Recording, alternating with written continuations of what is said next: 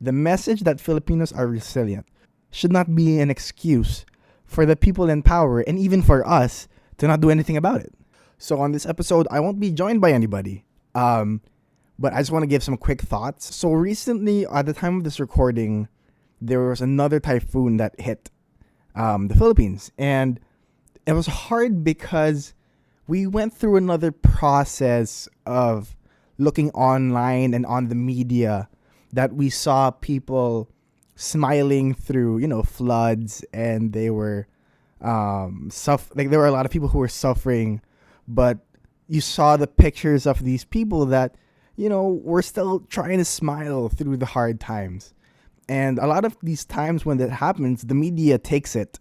And when the media takes it, they try to make it a story of Filipino resilience.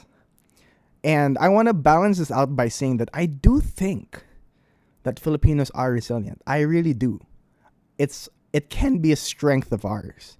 And it's been portrayed as a strength. But when people look at that and say, oh, the Filipinos are so resilient, and you don't do anything about the situation that makes them need to be resilient in the first place, there's something wrong with that.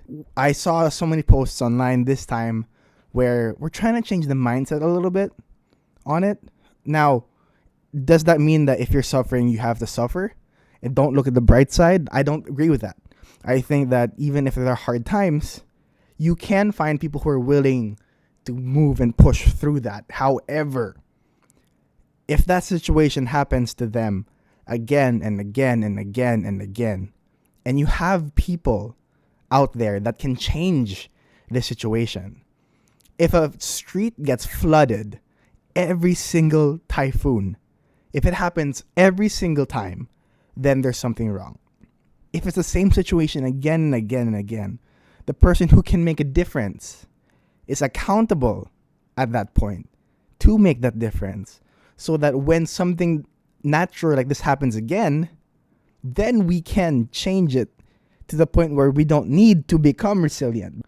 Yes, you have your local politicians, you have your national people in office, and yes, we keep them accountable. We should. Now, I'm not an expert on it, There are a lot of people who are going to disagree and say, look at these national policies, look at these things that are affecting greatly. Sure, I'll concede on that. I'm not an expert on this.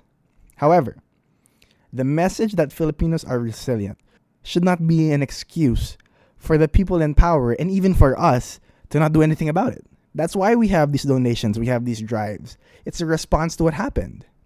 But at the same time, we could have better infrastructure. We could have plans for when something hits us. We could have disaster risk management and reduction, not just response. So yes, response is important. Sure. But if, for example, if the street gets flooded every single time, maybe there's something that can be happen there. Maybe you can change it. Maybe you know the person who can change it.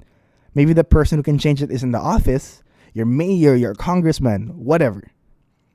Demand accountability now, so that the next time it happens, it doesn't happen all over again, so that they keep saying again that they want resilience. Oh, look at the Filipino resilience. But if you can find the people and hold them accountable, that doesn't mean you have to vilify them. Now, there are some people who, you'll be really tempted to vilify. It doesn't mean necessarily that you have to vilify them. But you have to keep them accountable.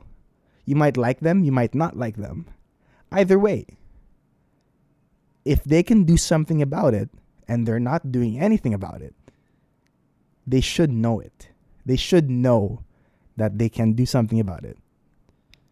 Keep them accountable. Demand accountability. Now, Filipino resilience is a topic that I've heard since I was a kid. And we were taught to admire it. We're taught to say, look at them, they're happy even though they're in a bad situation. But what places them in the bad situation in the first place? Why do we need to be resilient in the first place? Maybe it's because of the incompetence of somebody or a group of people that can change things, but they're not. However, we can cause real change. Let's start now. Yes, we hold them accountable, but we also have the power to do something about it, for now, donate if you can. Help out if you can. Volunteer if you can. Maybe you have resources that you can help out. Maybe you can share on Instagram, on Facebook. It's pretty simple. You can just share. Someone else will look at it. Someone else might donate. It might not be you physically. If you can't give out of your own pocket at this moment, do something that won't cost much. Like sharing, telling your friends, and really informing people about the communities around you.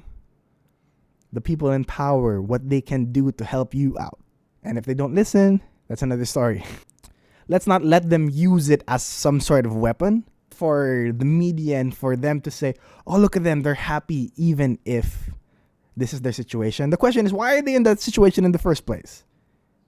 On the descriptions, I'm going to be linking places where you can donate, things you can share.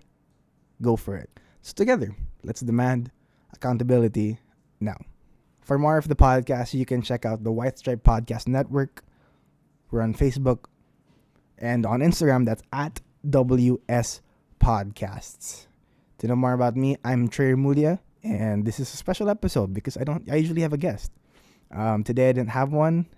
For this reason, I wanted to talk about the topic, demand accountability now.